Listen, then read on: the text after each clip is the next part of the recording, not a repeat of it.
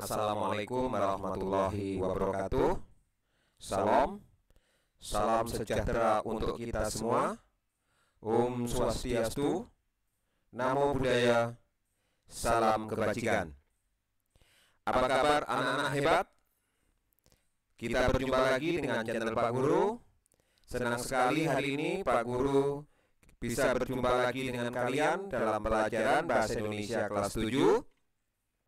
Materi kita pada kesempatan hari ini adalah struktur kebahasaan teks prosedur. Adapun tujuan pembelajaran kita, melalui kegiatan menyimak video pembelajaran ini, kalian nanti harus memahami kaidah-kaidah kebahasaan yang ada pada teks prosedur dengan baik. Materi yang akan kita pelajari ada 6, yaitu kalimat imperatif, kemudian kriteria atau batasan, adverbia, kalimat saran atau larangan, kemudian peresapan kalimat, dan yang terakhir penggunaan akhiran i dan akhiran kan. Kita mulai dengan yang pertama, yaitu kalimat imperatif atau kalimat perintah. Kalimat perintah atau imperatif ini ada ciri-cirinya, yaitu intonasi pada bagian tengah kalimat naik atau meninggi. Ini untuk bahasa lisan. Kemudian diakhiri dengan tanda baca seru. Yang ketiga, kalimat perintah menggunakan pola inversi. Pola inversi itu adalah kalimat di mana predikat mendahului subjek. Jadi kalimat perintah ini diawali dengan predikat. Kemudian biasanya menggunakan partikel lah ataupun kan. Contoh, cucilah tanganmu dengan sabun. Nah, ini kalimat inversi, yaitu predikat dahulu baru subjek. Kemudian menggunakan partikel lah. Cucilah tanganmu dengan sabun. Yang kedua, kenakan masker ketika kamu keluar rumah. Nah, di sini menggunakan partikel kan. Jadi kalian sudah paham sekarang ya bagaimana menulis kalimat perintah atau kalimat imperatif. Kita lanjutkan dengan yang kedua, yaitu penggunaan kriteria atau batasan. Pada teks prosedur dibuat agar orang bisa melakukan seperti apa yang ditulis. Oleh karena itu, kalimat pada teks prosedur harus rinci dan jelas batasannya. Jadi harus ada batasan yang jelas. Sebagai contoh, seperti ini, kalimat tanpa batasan, miringkan kepala. Nah, ini tanpa batasan sehingga orang akan memiringkan kepalanya akan bermacam-macam. Supaya sesuai dengan apa yang ditulis, kita beri batasan. Miringkan kepala ke kanan dengan hitungan 1 sampai 4. Nah, ini pada pelajaran pemanasan senam, yaitu dengan melaksanakan kegiatan memiringkan kepala ke kanan dengan hitungan 1 sampai 4.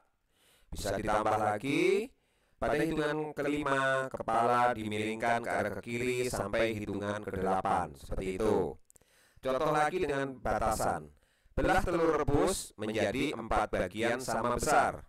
Kalau tanpa batasan, belah telur rebus. Nah, maka orang yang mengikuti prosedur akan membelah dengan cara macam-macam. Mungkin hanya dibelah 2, mungkin dibelah 3, dan bahkan kecil-kecil yang ukurannya tidak sama besar. Untuk itu harus ada batasan ketika kalian nanti menulis kalimat prosedur. Mudah sekali bukan? Kita lanjutkan yang ketiga, yaitu adverbia. Adverbia disebut juga dengan kata keterangan.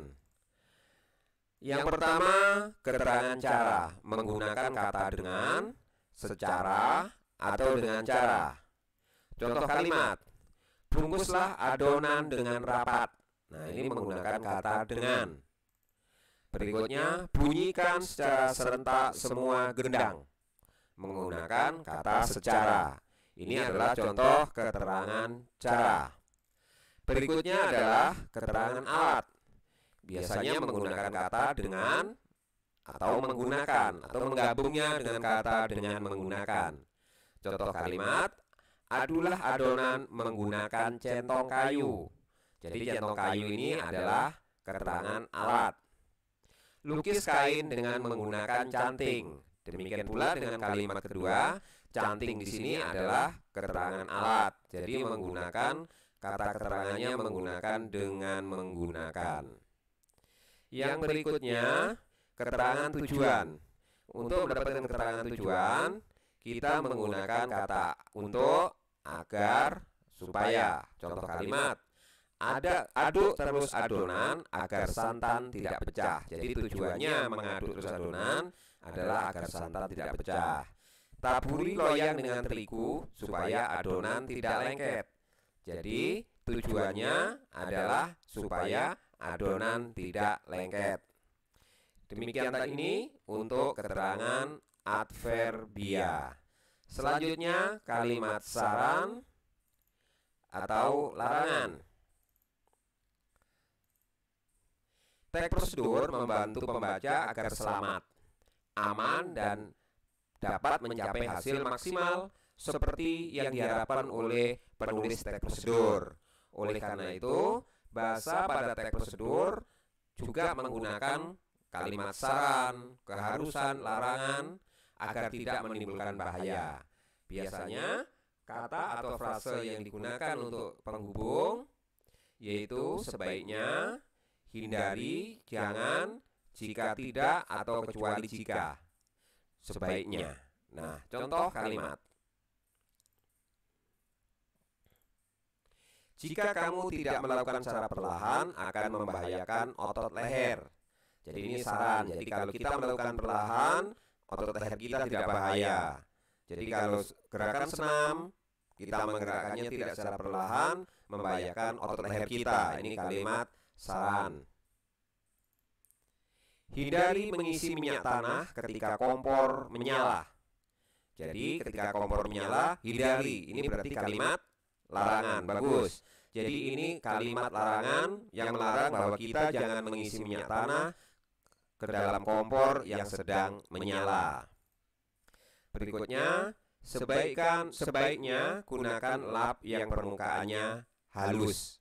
Ya, ini saran. Biasanya misalnya dalam prosedur mencuci sepeda motor, mencuci motor.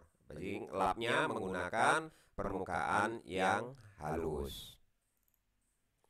Jangan menggosok bagian wajah jika tanganmu kotor. Nah, kata jangan ini menunjukkan kalimat larangan. Ini ada juga di bagian prosedur.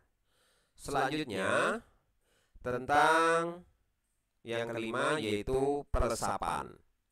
Apakah itu pelesapan? Pelesapan adalah penghilangan bagian tertentu yang sama dan sudah disebutkan sebelumnya. Hal ini untuk mengurangi kata-kata yang berulang, karena seperti kita ketahui dalam teks prosedur banyak menggunakan kata penghubung yang cenderung berulang-ulang. Nah, untuk menghindari pemborosan kata, maka kata atau kalimat yang sama harus kita lesapkan atau kita hilangkan. Perhatikan contoh ini. Masak tepung ketan dan cairan santan selama 30 menit. Ini langkah pertama. Langkah kedua, aduk terus tepung dan santan yang dimasak hingga mengental dan berwarna kecoklatan. Tepung ketan dan santan yang dimasak ini sudah disebutkan di kalimat pertama. Masak tepung ketan dan cairan santan.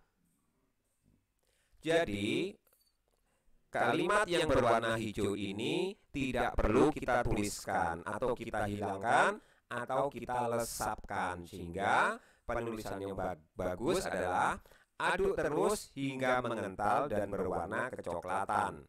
Jadi ini pengulangan ini harus kita hilangkan.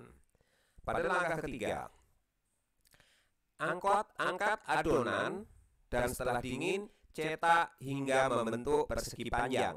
Jadi di sini tulisan hasil tepung dan santan yang telah mengental ini dari proses kedua ini itu tidak perlu kita tulis kembali karena akan ada pemborosan.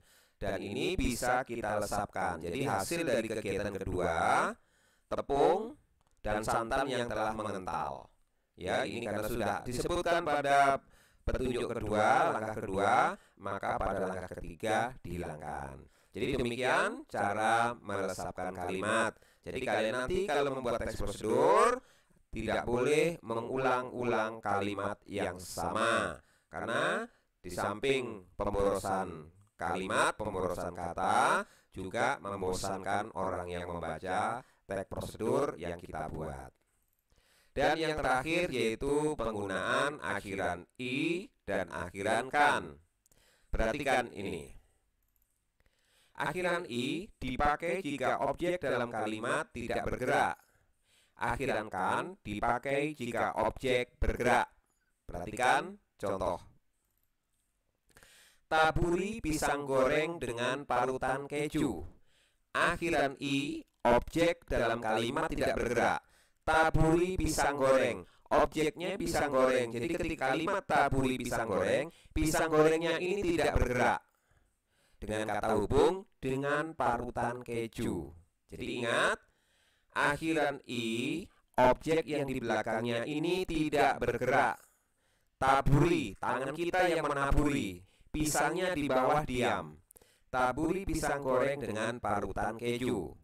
Sekarang kita lihat contoh akhiran kan. Taburkan parutan keju pada pisang goreng. Maka ini subjeknya, objeknya parutan keju. Ketika menggunakan akhiran kan, taburkan parutan keju. Berarti ini keju yang parut ini yang bergerak.